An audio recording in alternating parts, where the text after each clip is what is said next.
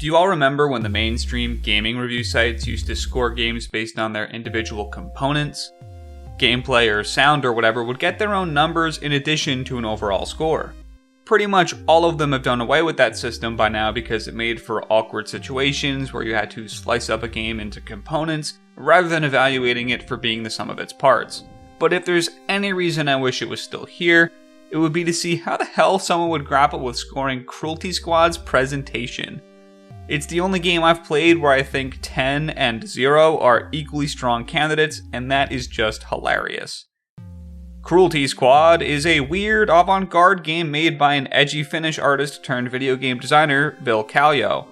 In an interview with Chicago-based art publication Level 3, Ville introduces himself as the sovereign of his solo game dev studio, Consumer Soft Products, accompanied with a mission statement to, quote, treat its consumers as materials to be formed into its image. I am bleeding from the edge, and you need to know that that's Cruelty Squad's best quality, because before anything else, Cruelty Squad is an angsty piece of counterculture. The most pervasive theme it conveys is a seething hatred for our modern consumption-based society, and the game itself is a playable rattling of the cage. Don't take my word for it. In that same Level 3 interview, Ville himself suggests that the primary emotion driving Cruelty Squad's creation was spite. You know, I've never read any books about game design best practices, but I'd bet anything that Ville has, specifically so that he knew which rules he needed to break to show his disdain for the fact that best practices are even allowed to exist in an art form. And that's probably one of the biggest things that separates Cruelty Squad's ugliness from any random amateur game you can find on Steam. It's the intentionality with which its ugliness is crafted. It's like getting a 0 on a true-false test. You can only get everything wrong if you know how to get it all right.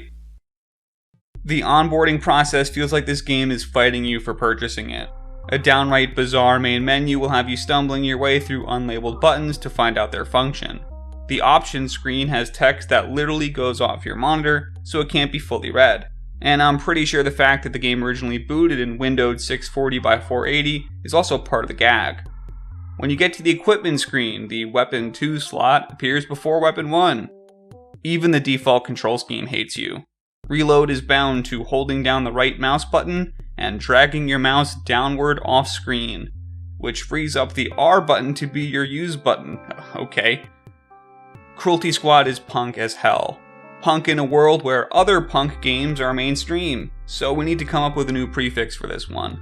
I'm gonna say it's either flesh punk or organ punk, both because of its aesthetic, but also because you can commodify the organs of fallen civilians and make a quick buck with them on the real-time organ trading stock market. Or the stock market, complete with its own failing video game retailer. I think there's a message here. If Cruelty Squad was hung in an art gallery, it would probably be the MoMA, and your grandparents would probably hate it. It has less in common with Call of Duty than it does a banana taped to a wall or something. And I know what you're thinking.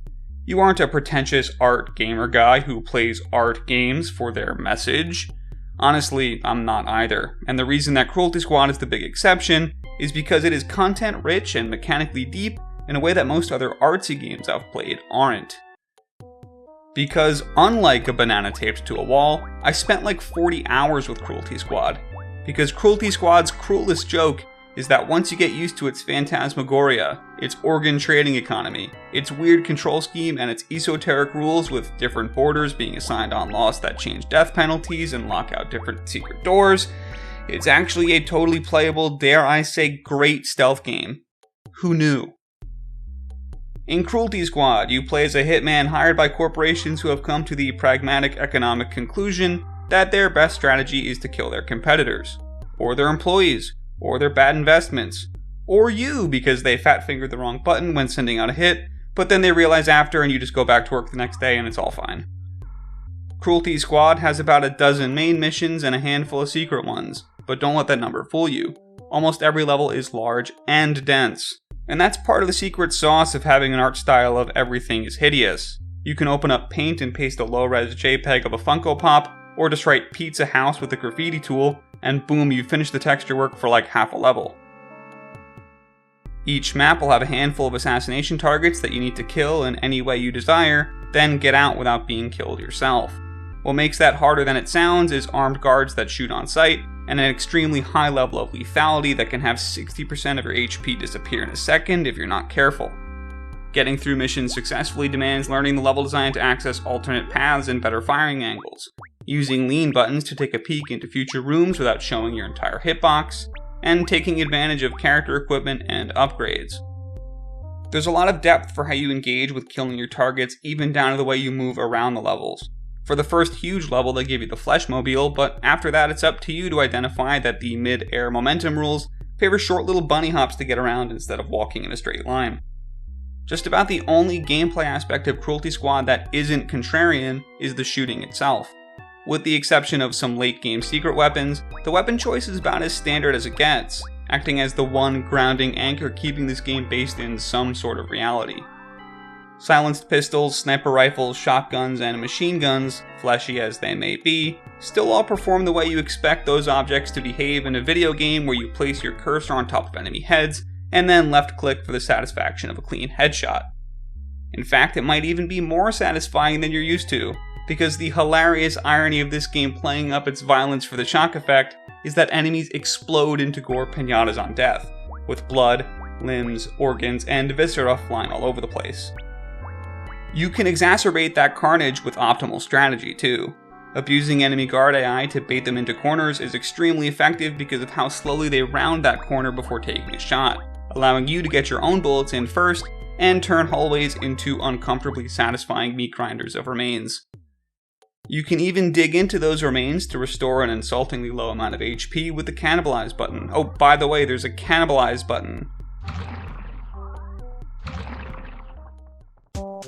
What makes the game even deeper and offers a ton of replayability is an out-of-level progression layer that allows you to start a level wielding any weapon you've exited a previous mission carrying, and a series of secret and non-secret organ upgrades for your character that you can find or purchase. The intestine grappling hook is far more important than its lack of prominence on this screen would suggest, because it adds dramatically to your core movement. It can latch onto basically any surface in range and acts as a new focal point for your momentum to be based off of, and it exponentially increases your horizontal and vertical mobility. And that acquisition marked an inflection point, where the game turned from a slow-paced stealth game into a sort of CS surf map combined with an old-school boomer shooter. If you get over the learning curve of how to best swing, you can use it to zip around these levels and clear most of them in under a minute with ease. But that's only if your objective is to progress the story, which it should not be. These levels have tons of little details and secret rooms and characters to talk to that say really morbid things. I'm still missing at least 3 entire secret levels according to the main menu, and who knows if it's lying to me and there's even more. I wouldn't put it past Cruelty Squad. And even if all the secret hunting and extra levels don't excite you, the critical path still has a lot of meat on its bones. I didn't get to the ending until about 20 hours of play, and even if I stopped there, it would have been a totally fulfilling, totally competent game, and that just blows my mind. The hits start out as you following your boss's orders to execute any number of roadblocks in the way of increasing your company's stock, but by the second half the levels start to get weird. Full recreations of towns, casinos, and cruise lines start to get replaced by environments whose concepts are a bit more abstract, like linear movement and jumping challenges that play as a sort of weird perversion of Gary's Mod and Super Monkey Ball. Whatever part of the story was still on the shark jumps off at this point too, and we get some conspiratorial secret society stuff with casual mentions of a shadow president. It even feels like the patch notes are part of this weird, greater meta story, with half of them being totally straight-faced, well-documented updates.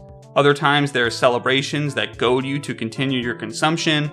Sometimes there's an update that just says, felt like adding some more secrets, whatever. And at least once he's added a fully functional fishing minigame on a whim.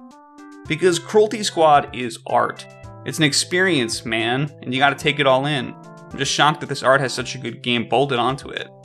Cruelty Squad is a shock jock critique of grotesque video game violence while also gleefully indulging in being extreme video game violence itself. It is no Russian the video game.